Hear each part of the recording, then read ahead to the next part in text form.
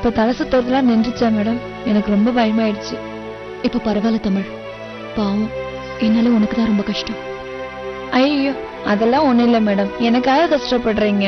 இந்த கேஸ் மட்டும் இல்லைன்னா இதெல்லாம் கேட்க வேண்டியதே இருக்காது மேடம்.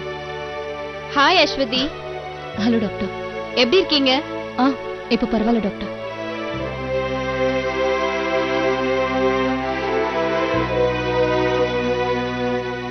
வாங்க மேடம். நீங்க எப்படி இங்க? இவங்களை பார்க்க தான் வந்தேன். எப்படி இருக்காங்க? பயப்படுறதுக்கு ஒண்ணும் இல்லையே? ஒன்னும் பிரச்சனை இல்ல. ரொம்ப வீக்கா இருக்காங்க. ரெஸ்ட் எடுக்க சொல்லிருக்கேன். வீட்டுக்கு போனோம்னு அடம்பிடிக்கிறாங்க. அஸ்வதி, இன்னைக்கு ஈவினிங் ஒரு டெஸ்ட் எடுத்துட்டு உங்களை டிஸ்சார்ஜ் பண்ணிடுறேன். ஓகே குடுமா.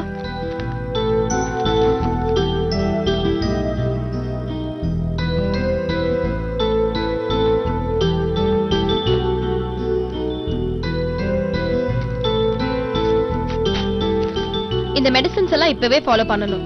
ஓகேவா? ஓகே. நல்லா சாப்பிடுங்க. Take care. Thank you doctor. வரேன் மேம். தமிழ், இந்த டேப்லெட்ஸ் எல்லாம் போய் வாங்கிட்டு கொடு, நான் வாங்கிட்டு வரேன். வேண்டாம், நீ போயிட்டு வா.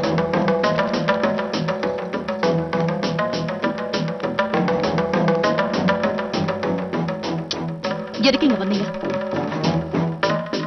உனக்கு உடம்பு சரியில்லைன்னு தெரிஞ்சதும் மனசு கேட்கல. கோர்ட்ல நீ மயங்கி விழுந்தது எனக்கு உயிரே போச்சு. ஆஹா, நல்லா நடிக்கிறீங்க. கோர்ட்ல வச்சு அந்த அளவுக்கு அசிங்கமா பேசிட்ட. இப்ப இங்க வந்து அன்பா இருக்கிற மாதிரி ஏன் சீப்பா டிராமா போடுறீங்க?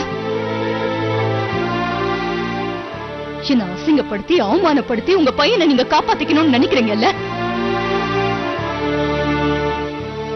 உங்களால முடிஞ்சதை பண்ணிக்கங்க. எனக்கு அதை பத்தி எந்த கவலையும் இல்ல.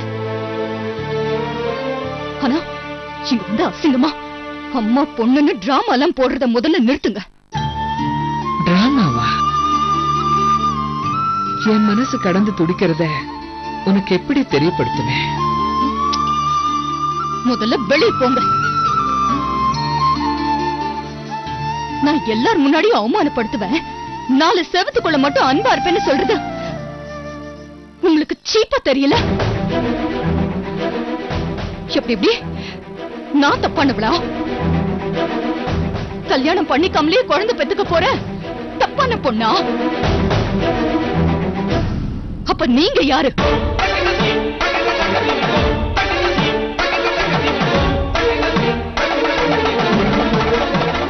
என்ன பத்தி உங்களுக்கு என்ன தெரியும்னு நீங்க பாட்டுக்கு இஷ்டத்துக்கு நேத்துக்கு பேசிக்கிட்டே போனீங்க.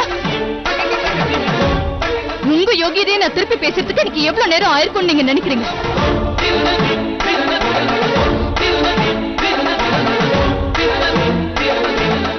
நான் கல்யாணம் ஆகாம குழந்தை பெத்துக்க போறேன். அதனால இன்னொரு பொண்ணோட வாழ்க்கைக்காக நான் போராடக்கூடாது, அப்படிதானே? நீங்க முறைப்படி தாலி கட்டி குடும்பம் நடத்திதான் நான் பிறந்தேனா?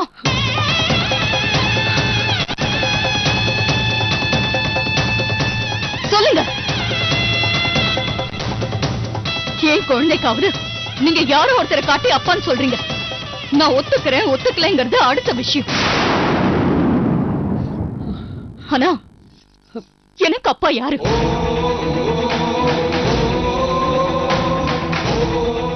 சொல்லுங்க, எனக்கு அப்பா யாரு?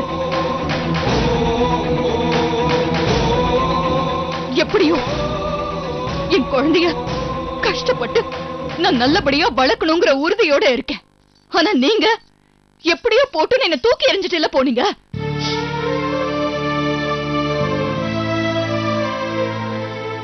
இதெல்லாம் நான் கோர்ட்ல வந்து பேசட்டுமா? என்ன பாக்குறீங்க? நாளைக்கு இவ கோர்ட்ல வச்சு எங்க பண்டவாளத்தை எல்லாம் சொல்லிடுவாளோன்னு பயமா இருக்கா? கவலைப்படாதீங்க. உங்களை மாதிரி கேவலமா நான் எதையும் சொல்ல மாட்டேன். பர்சனல் லைஃப் வேற, ப்ரொஃபஷன் வேறங்கிறதுல நான் தெளிவா இருக்கேன். மேலும் தமிழ்ச்செல்வி பாதிக்கப்பட்ட பொண்ணு. அவளுக்கு கண்டிப்பா நியாயம் கிடைக்கும். இதுல என்னோட லாப நஷ்டம்னு எதுவும் இல்ல.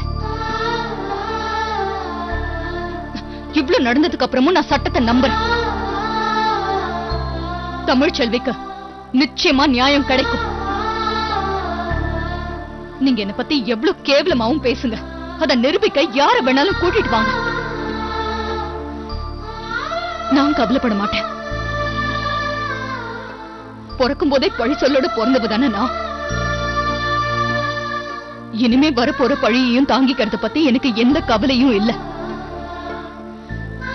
எனக்கு உங்களோட அன்போ ஆறுதலோ நடிப்போ பரிதாபமோ இது எதுவுமே தேவையில்லை. நீங்க போலாம்.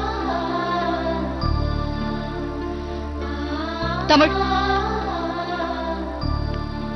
நீ எங்க போற? வெளியே போக வேண்டியவங்களே உள்ள நிக்கிறாங்க. அவங்க போட்டும், நீ இரு. உட்காரு, வா.